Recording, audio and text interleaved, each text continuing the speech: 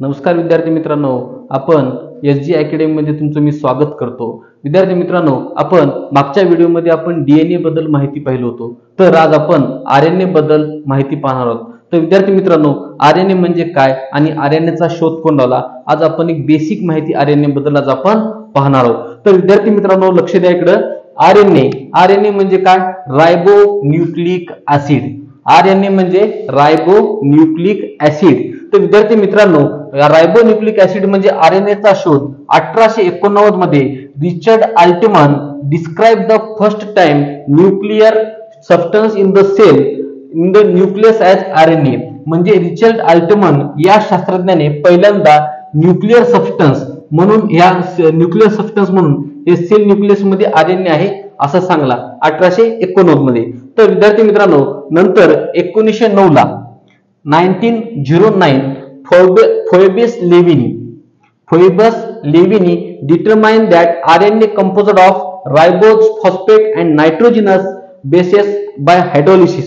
म्हणजे 1909 ला फोएबस लेव्हिनी या शास्त्रज्ञाने असं सांगितले की आरएनए हे कशापासून बनलेलं आहे, तर आरएनए हे रायबोज पासून, फॉस्फेट पासून आणि नायट्रोजनस बेसेस पासून आणि हायड्रोलिसिस यापासून बनलेला आहे असं फोएबस लेव्हिनीने 1909 ला सांगितलंय। तर विद्यार्थी मित्रांनो, आता आपल्याला फादर ऑफ आरएनए बघायचा आहे। आता फादर ऑफ आरएनए म्हणजे काय? लेस्ली ऑर्गन is the father of RNA. विद्यार्थी मित्रांनो, लेस्ली ऑर्गननं फादर ऑफ आरएनए म्हणून त्यांना त्याची ओळख आहे।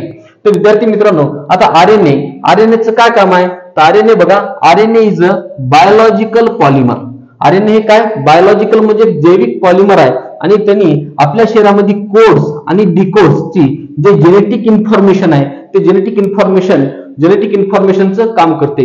जेनेटिक म्हणजे जनुकीय माहिती बद्दल। तर विद्यार्थी मित्रांनो, जे आरएनए आहे, आरएनए म्हणजे काय आपण बघलो होतो, आरएनए म्हणजे रायबो न्यूक्लिक ऍसिड। तर आरएनए हे मोस्ट ऑफ आरएनए हे कसे आहेत? जास्तीत जास्त आरएनए हे कसे आहेत रे? सिंगल स्ट्रँडेड मॉलिक्यूल आहेत। आता RNA forms a single helix loop of, म्हणजे आरएनए कसं तयार झालेलं आहे? आरएनए हे सिंगल हेलिक्सनं तयार झालेलं आहे, लूप ऑफ स्ट्रेट मॉलिक्यूलनं तयार झालेला आहे आणि त्यांचा जे आकार आहे आरएनएचा ते कसं आहे? ट्विस्टेड आहे, ट्विस्टेड। लक्षात घ्या, आरएनए आणि डीएनए। आता बघा, लक्षात घ्या, आता इथं आरएनए बघलो आपण, ह्याच्या अगोदर डीएनए बघलो होतो। आता डीएनए कसं होतं रे? इथं डबल हेलिक्स होतं, त्याच्यामध्ये कसं होतं? लूप ऑफ स्ट्रेट मॉलिक्यूल होती आणि त्याच्यामध्ये काय होतं? ट्विस्टेड आणि शेप होतं, म्हणजे त्याचा आकार कसा होता? लॅडर म्हणजे शिडीसारखा होता।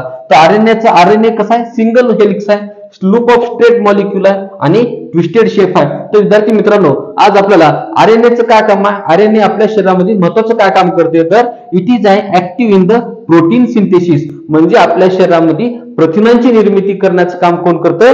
तर आरएनए करते।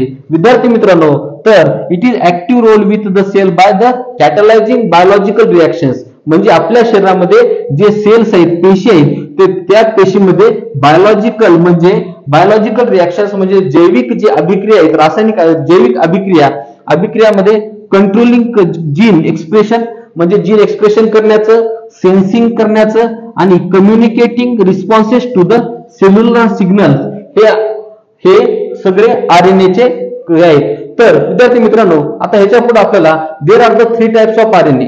आरएनएचे एकूण किती प्रकार आहेत विद्यार्थी मित्रांनो? 3 टाइप्स आहेत। नंबर 1 आहे mRNA, दुसरा आहे rRNA आणि तिसरा आहे tRNA।